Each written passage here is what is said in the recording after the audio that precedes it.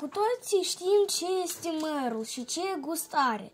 În Moldova există mere de diferite culori, roșii, galbene și verzi, ca semaforul.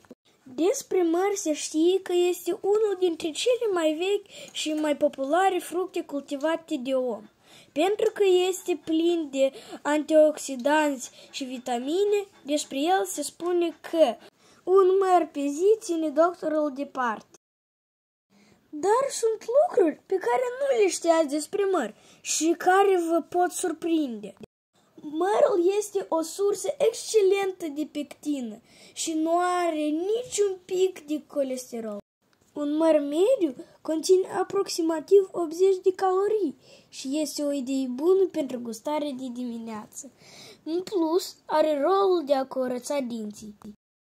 Mărul trebuie mâncat cu coajă, pentru că acolo se conțin 2/3 din totalul de fibre. 25% din volumul mărului îl reprezintă aerul, așadar acesta este motivul pentru care plutesc. În toată lumea sunt răspândite 7.000 de soiuri de mere.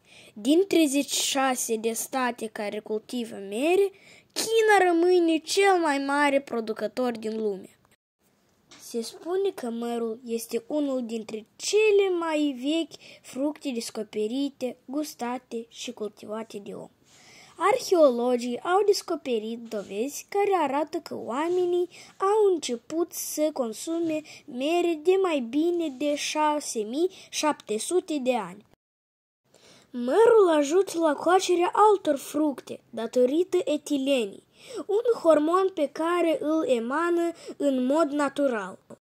Mărul este un fruct tratat cu pesticide, așadar trebuie să avem grijă să mâncăm doar produse organice.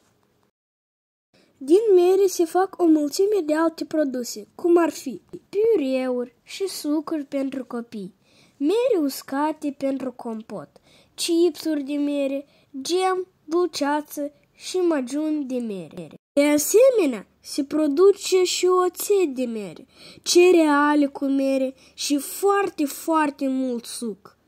Vom face un scurt experiment în care vom vedea că mărul conține fier și de aceea parcă ruginește la aer și vom testa sucul de lămâie care ar trebui să împiedice oxidarea fierului din măr. Pentru aceasta avem nevoie de un măr, suc de lămâie și un cuțit. Mai întâi trebuie să tăiem mărul în jumătate.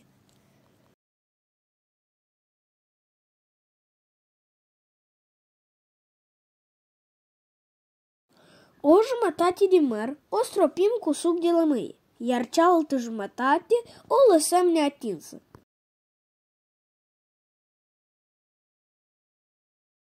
Lăsăm ambele părți la aer pentru 24 de ore.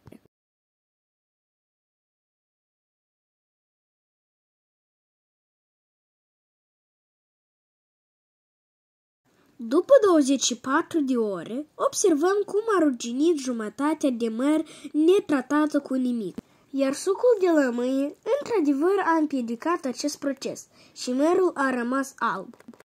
Pata cafenie a fost încă de la început acolo. Cred că v-am convins că este bine să consumați mere și nu uitați, un măr pe zi ține doctorul departe.